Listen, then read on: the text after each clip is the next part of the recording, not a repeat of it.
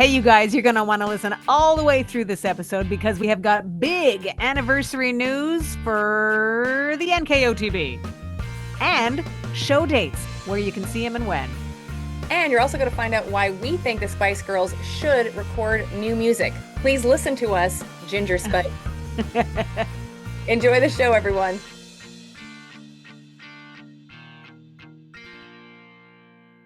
We are back for more fun in the 90s. And Cal, let's start by saying congratulations on your karate-versary. Oh, thank you. Kelly, I think this is why you love the 90s so much. Yeah. Because the decade started with you getting your black belt in karate in 1990. What the heck? Yeah. April 28th, 1990. I was 13 years old and I got my black belts, and I'm happy to say I'm still training all these years later. There you go. Good for you. Thank Everybody you. else, watch out. Yeah. I will say, by the way, and I think you and I have talked about this, and I actually just had a conversation with this about with someone else.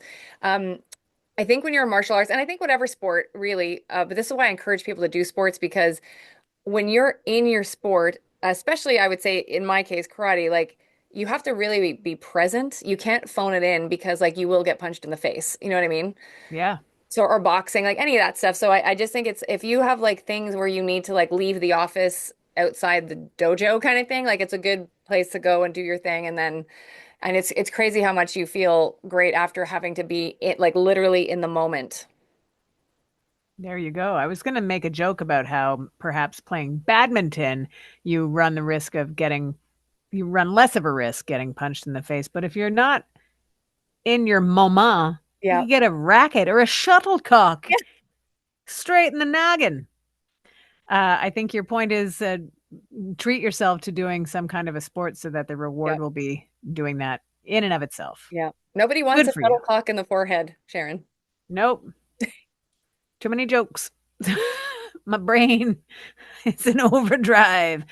Okay, so we've got some anniversary talk as we head back into our favorite decade. Anniversary talk for and tour plans or Vegas plans. Anyways, maybe not a tour, but Vegas plans for the men in New Kids on the Block, Mhm. right? So we'll talk about that. We've got Rosie O'Donnell having spoken out about her rift with Ellen DeGeneres. Oh.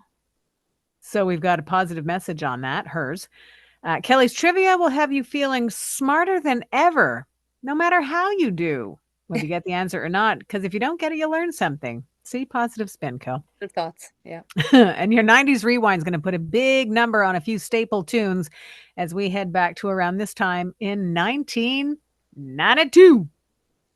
And since it's always fun to check in with the Spiceys, let's start there, Cal. Could there be new music from the Spice Girls? We normally talk about the potential for, a reunion show or shows plural, and Mhm. that's always fun. But why not talk about the chance of new music to bait the hook for those live shows? That said, word from Jerry Halliwell Horner is probably not. Sad So news. bad news, and it's interesting the way she references why, and basically it's because of relevance in her opinion. Mhm. And she pointed to Madonna. She was on a podcast recently talking about loving Madonna, being a fan, Mhm. loving Holiday, loving Into the Groove, loving Ray of Light. But does she connect with Madonna's newest stuff? And her answer was no. So she says obviously Madonna has every right to do what she wants. Duh, she's Madonna and she's an artist. But she says it's the relevance. So she questions whether or not new music from them would be relevant to their fans who are coming to see them either way. Mhm. What do you think? Well, I think you and I have had this discussion before in a way, but it's interesting to hear it actually coming from the artists themselves. And obviously, this is 1/5 of the team, so maybe like I feel like Mel B would be open to recording new music. I feel like Mel C also, and probably Emma. Um, I see. I think Jerry in a way is like playing it safe to kind of not tamper with their discography. That it's like all amazing, pretty much, Yeah. and this is and it was a period of time, and this is what it is. But I think so many people enjoy nostalgia and enjoy your group that like there is a risk, I suppose, of it not being cool, but I feel like they would find cool producers to, because like for example, we just talked about recently, like Crystal Waters is still going, still releasing new music. Mm-hmm. I believe she's in her early 60s at this point, which doesn't obviously doesn't matter, but just to give you the time frame, like she released Gypsy Woman in the early 90s, and her new song, You and Me, is doing amazingly well. There's all these remixes. She just put up a list on her social media that she's got like I think it's 20 tour dates or something for the rest of the year, like all these Pride events, like and like the song I should mention first of all, the song You and Me is amazing, and you've listened to it, you like it, so she's not like, I don't think we're looking at Crystal going, oh, you shouldn't do any more. No, I can understand why Jerry would say that, and I do think that new music is entirely possible, and probably would be a great idea. Mhm. Think of NSYNC. Was it 2023 or 22? I think it was 23 though. Um, that they recorded "Better Place." Right. That was one of the most listened to songs on my Spotify run for that year. Hmm. It's still in the running for this year. Hmm. It's just such a great go-to. It's vintage them. It's all the things you want from NSYNC, Hmm. just something new. So and what that does for fans is that I think it triggers old memories, old fun, and that they are, even beyond their young as grown-up men now, Hmm.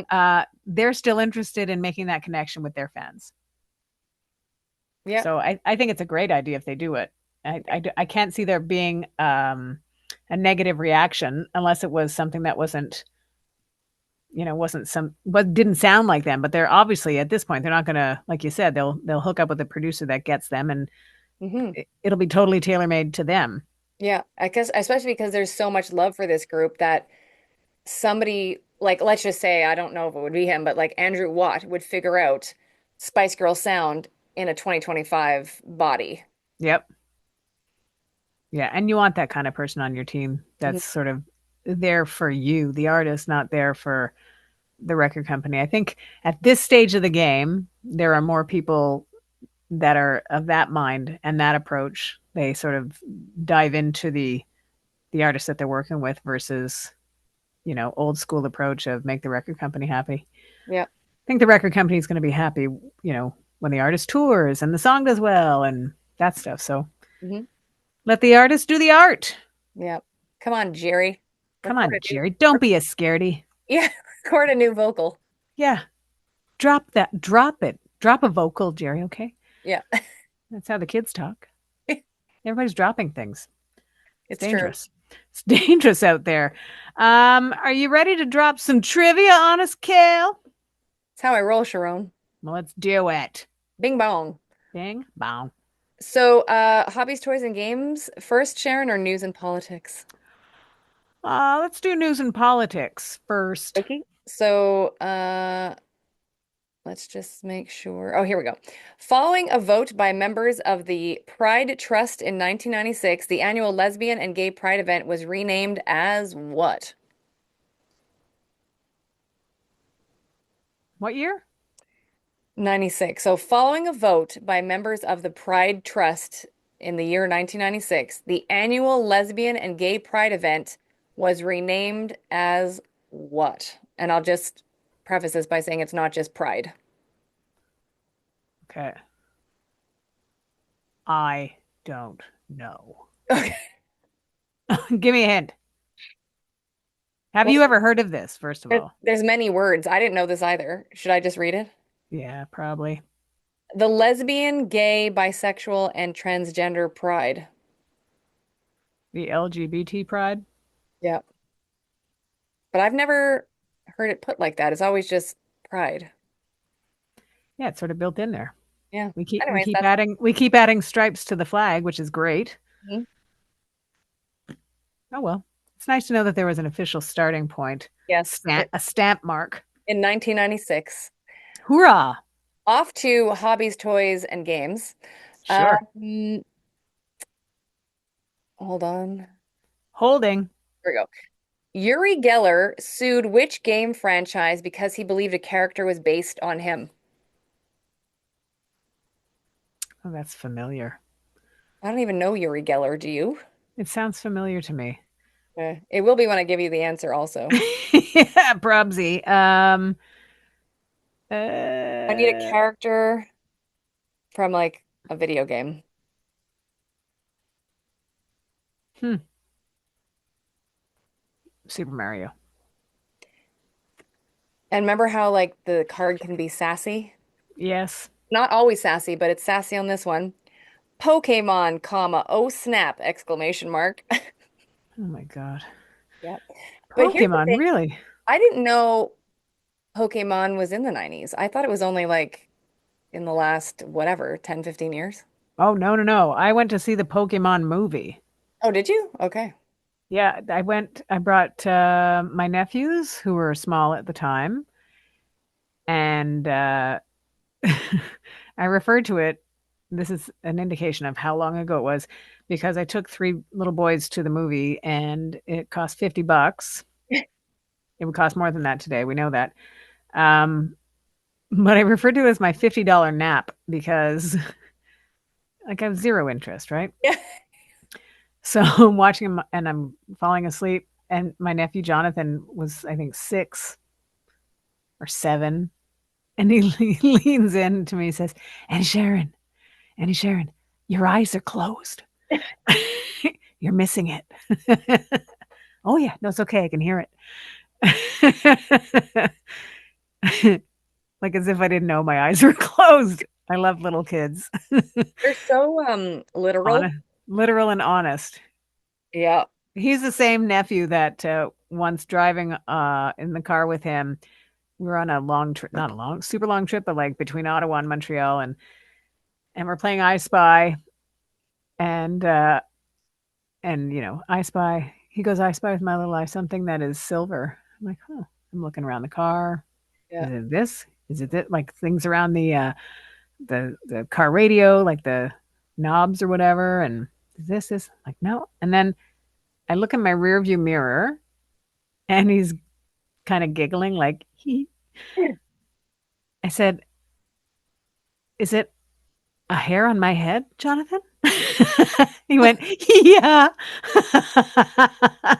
He's such a So he's such a card, that guy. I might have been due for a hair appointment or something. I'm like, Jonathan. He's like, it's right there though. Funny. I Yeah. love Jonathan. That's great. That's a good story. Good job, Sharon. Yeah. Thank you very much. We have had what's interesting about Rosie O'Donnell, at least recently. I mean, she's an interesting person. So, but recently she's relocated to Ireland Mm. in light of what is happening in her home country, which is the election of Donald Trump. Um, and what I didn't know was that Ellen DeGeneres and Portia de Rossi also relocated, but they're in the English countryside. Mhm. And I don't know that I ever knew any details or that anybody aside from the two of them knew any details about what their rift was. And I don't know that we're getting much in the way of details from Rosie O'Donnell talking about the rift between her and Ellen DeGeneres. But she did say that we've had some stuff in the past that we never resolved. Not like partners or in a relationship or anything like that, she said, but as friends and comedians. But I wish her the best. I seriously do, she says. I think that there's enough room in the world for all of the gay comedians. And then she went on to discuss how the people in the LGBTQIA plus community have to stick together, she said, because the gay people are the next group to be threatened, and the way that trans people are being attacked is terrifying. And she said what people don't understand is that they're a vital part of that community, but also the community. But she said that's tragic because we protect our own, especially the most vulnerable. So it's kind of like a don't mess with it, but at the same time, everybody has to stick together. So I like that she um, put that in the same context of the relationship or friendship or lack thereof between her and Ellen. Mhm. She's Kind of been like we should stick together. she's been consistent with the like the it's a small nugget, but it's something like uh according to like different art because like there was this article we read and then I've read several over the years where this has popped up where it's something to the effect of like Rosie saying that um Ellen was like, for lack of a better word, dismissive. Something like kind of claiming that she wasn't friends with her or didn't even know her, which is ridiculous because I remember seeing back in the 90's, um, Ellen being a guest on the Rosie O'Donnell show. Mm-hmm. So it is, and like to my recollection, Rosie has been consistent about saying that nugget, that it was like that's what set it off was basically Ellen acting like she didn't know Mm-hmm. it even was. That's my takeaway from it. So, And at that time was that pre the Ellen DeGeneres but the show oh, Ellen? the So sitcom. I think she was on the show because of the sitcom. but was it pre her official coming out? It would have been around that. Like I can't remember if she had her before or after because I think the coming out was 97, right? Mm-hmm. I think And so, yeah. Rosie started the show in 96. So it would have been somewhere around there. And I remember her saying, and at the time it actually went over my head because Rosie wasn't out right at that point. Right. But she said something to like in that interview, it was something like, because like I think it came up about Ellen being gay. So I think it must have been after the coming out. And I think Rosie said something to the effect too, well, so a lot of us are Lebanese also. Like something Ah, like yeah, it's yeah, some kind yeah. of joke like that. And at the time Yeah. it just went over my head, even though it shouldn't have, but it did. But then years later, I was like, oh yeah, like that was her version of coming out also to support Ellen in that moment. Yeah. And it sounds like by today's standards and what we have access to social media wise and uh, just access to information is drastically different than it was in the mid 90's. Mhm. So you could say stuff and get away with stuff, I think, more because there was less of a track record of you having said it. Now, like there's visuals and there's audio and there's all that stuff. What I would love to see, and this is not the first stuff with Ellen either, stuff happens. I'd love to see like just everybody just work it out, Yeah. just deal with it, Mhm. fix it. It's fixable. And I think that Rosie's right in that there is strength in numbers and certainly a community that's under attack, such as the situation that has driven both of those women out of their home country to go and live somewhere else so that they can be in peace. Mhm. They're vital um, representation to that community, though. So it at the same time as they'd be um, effective staying in the United States. It also says something where they can speak out even more from where they are now. I Well, just, specifically, Rosie is in the crosshairs of Donald Trump, right? oh Because yeah, because he's history. a, And it yeah, because sounded, of because what I he did said. watch, and I think this is totally Googleable, if you will, or YouTubeable. She did an interview in the last, I would say, 3 to 4 weeks at Yep. an Irish talk show, and she I talked saw it. kind of, yeah, you saw it too, and Yep. about like kind of the reason behind the move and all that kind of stuff. And she was very eloquent, I thought, and explained her case and like what she's doing. And so she basically said in so many words that she's been in his crosshairs, and I think the intonation to me was that she felt safer not being in her home country at the moment. I think it's easy to find um, examples of him going after her too, which is a sad thing Mm.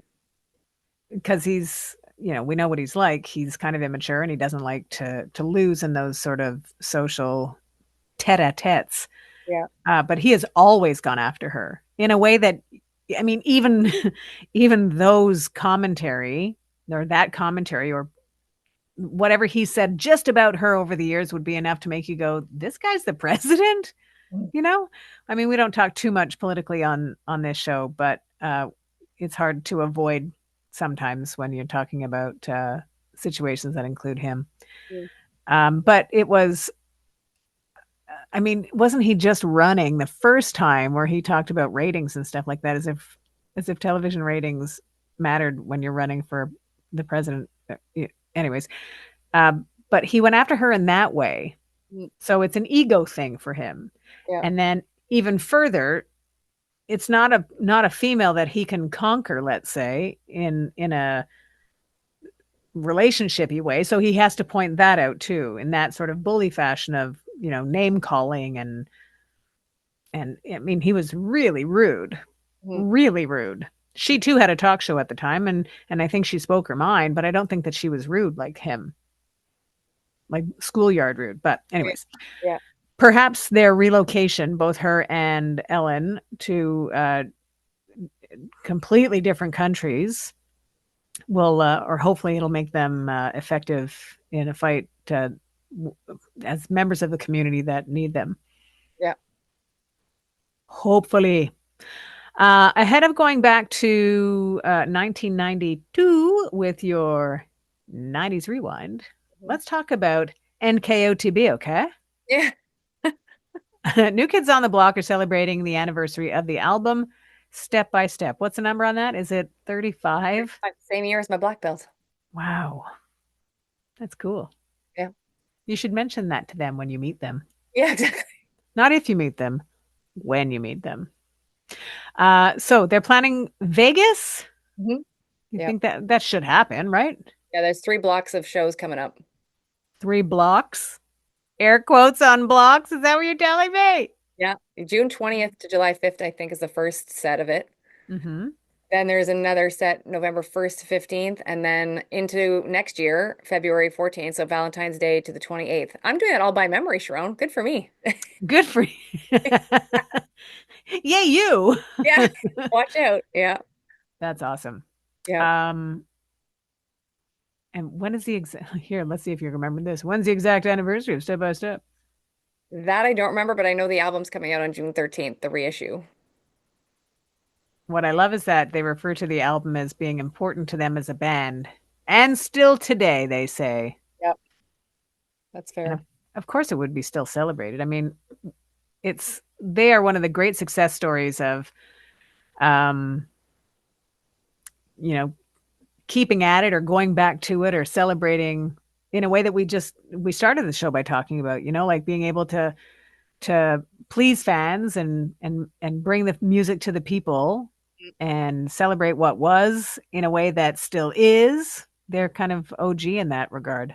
Mhm. Would you go see them if they came? Have Okay. you seen them? Yeah, didn't I went to the so I have met them. NKOTBSB? Yeah, the NKOTB, which was an amazing concert. God, it was one of the loudest concerts I've ever heard in my life, based off the lady screaming. Oh, I bet. Yeah, there was a lot. I think that was actually the concert where um I had earplugs in Yeah. and still could not hear. I had ringing in my ears for 3 days. Oh, wow. It was intense. And what happened was, which was interesting, is I happened to be at that concert. I happened to be on one side of me was like crowd, and then Hmm. on the other side of me, I was actually really right up against like a one of the tunnels to kind of come into the state or the arena. So there Yep. was like, I don't know, 4 or 5 feet to then where then the next side of the crowd would have kicked in after on the other side of that. And it's funny because that ear, my left ear, recovered quickly just because of having like a 5 foot space versus the being close to everybody else on my right side that was just screaming, and everybody was screaming on my left too, but just that 5 foot of like open space. It was interesting because I totally noticed. I was like, my left ear is recovering quicker than my right, and I had earplugs in. It was crazy. It was so, Wow.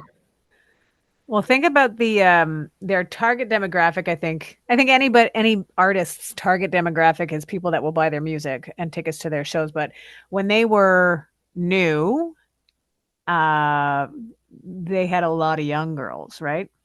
Mhm. So those young girls then add 35 years or 30 years to that, and you've got 40 somethings who have disposable income and a desire to be nostalgic and a bigger lung capacity to scream loud.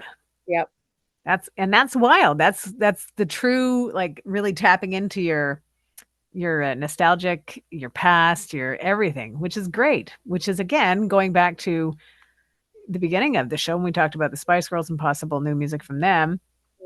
Just even a tour, like people want it. There is an appetite for nostalgia at any time. Yep. What's cool about the 35th anniversary of Step by Step is that there is like an anniversary release of it that'll feature some unreleased songs. So that's new music, at least new to us. Some remixes, live music, and behind the scenes archival material. Loving it.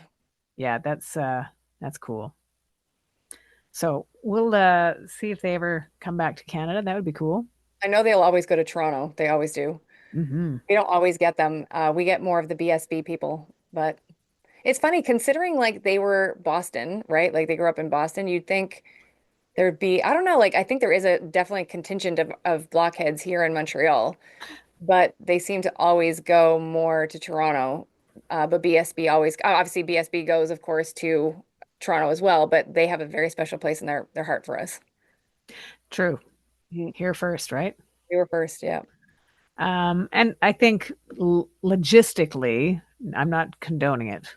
Logistically, Toronto is a little more central in the country. That Mm. if they're going to be a draw for anybody, it's not that far for us to go. It's destination because there's stuff to do if people have to travel from elsewhere. Blah, blah, blah. Come to Yeah, Montreal. I wish Mary J. Blige had have done, but anyways. Yeah, man. There's still time.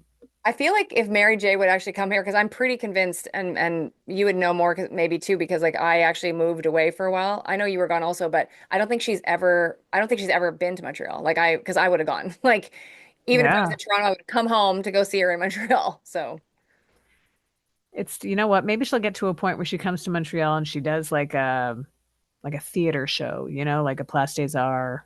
yeah, But I mean, you saw Missy last year at the Bell Center, which is a big arena, it was full. and there you go. So Like that's pass it why like on. I think there's like I think it depends on certain people. Like some people know like because even like I interviewed recently Alessia Cara, who is a Toronto artist, but obviously a global artist. Like she's gone on tour with Shawn Mendes. She's friends with John Mayer. Like the Yeah, list goes on. And she was very adamant about saying how she loves to start her tour in Montreal because the crowds are so bananas that it sets a good tone to hit the road. And yeah, so I just thought that was interesting coming from someone who's from Toronto, who obviously has access to millions of more people that live there than here, but she would rather start in Montreal than, yeah. I think you start or you end here because the reward of ending here would be similar to starting here. It it it's a great way to end. It makes up for any other bumps in your road. But how about doing that? Start and end here. I think Alessia would do that. I should actually talk to her when I Get her on the phone. let's get her on the phone. By the way, Are you? just a quick before you wrap things up or with a rewind, I asked Alessia just because I'm sure we have some Alessia Cara fans listening. Um, she's a big fan of so I asked her what her favorite karaoke song would be. And Yeah. this is a great and she's only 28 years old, I should mention. And so I said, "What's your go-to karaoke song?" And she said anything by Destiny's Child. So I thought that was cool. Oh, fun.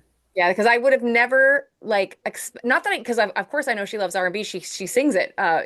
Some of her repertoire is R&B, but when she said it, she was so like, yeah, like she's like Bills, Bills, Bills, like what's my name? I was like, go girl, that's awesome. So That's so fun. yeah, That's another humanizing element of that's a cool question to ask because these are singers. They're professional singers, but they get to be kids or be fun or be something else for a minute. That's cool. yeah, Good question, Kelly.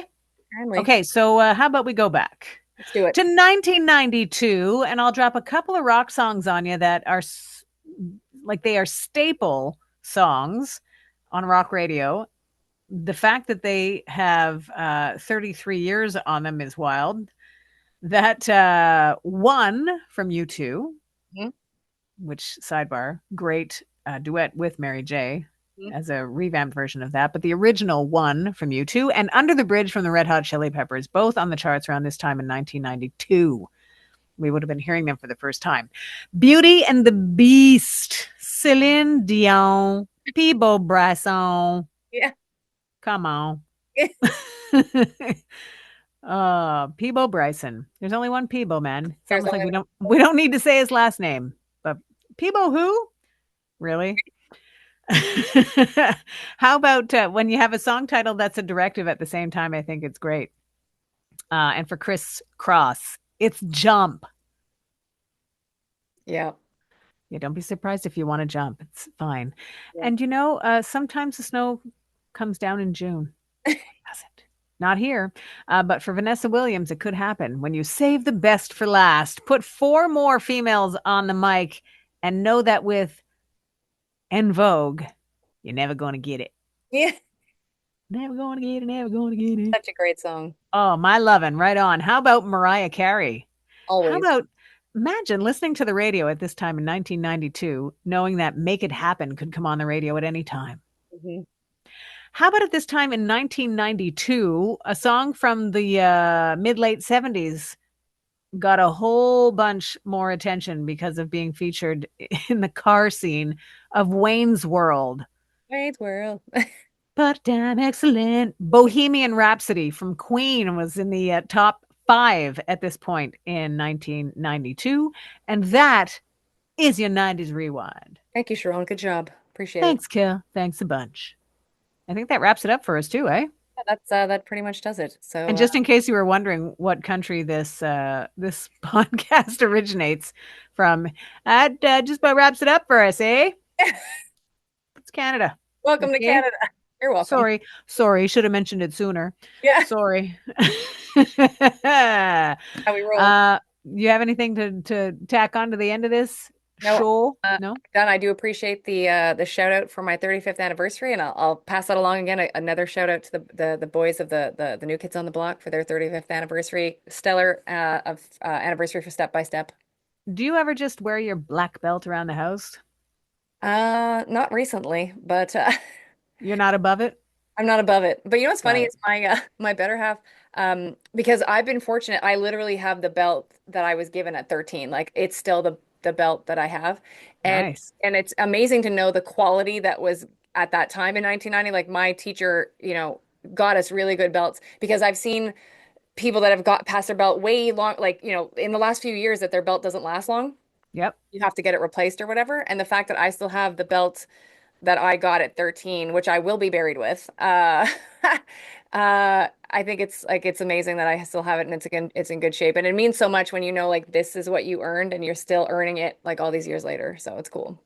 Go kick some butt, Kel. What I do. Hands up. Okay. And thank you, everybody. Don't make her angry, okay? Gotcha. Thank you for finding us wherever it is that you do that. Thank you for taking us along for your ride or your walk or whatevs. We appreciate you checking in every week. Thank you very much for listening to 90s Now. Still happening.